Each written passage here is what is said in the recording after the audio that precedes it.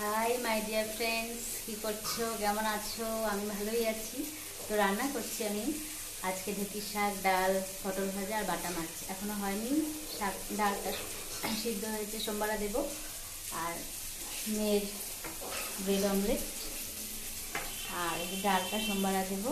পটল ভাজবো, পটলটা হলুদ লবণ মাখিয়ে রেখেছি। আর মাছ হয়েছে, বাটা মাছে হলুদ লবণ মাখানো, মশলা জিরা আদা লঙ্কাই হবে। আর শাকটা হচ্ছে তো এই রান্নাই হবে আজকে, ঠিক আছে। তারপর আজকে বৃহস্পতিবার পূজা, আজকে অনেকই কাজ আমার।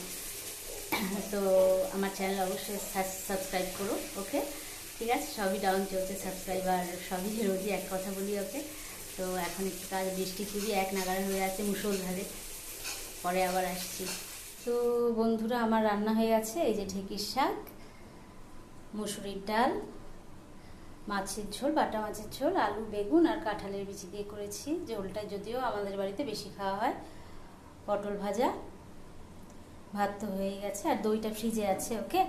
তো আমার রান্না হয়ে গেছে, এখন পুজোর জন্য প্রস্তুতি নেব।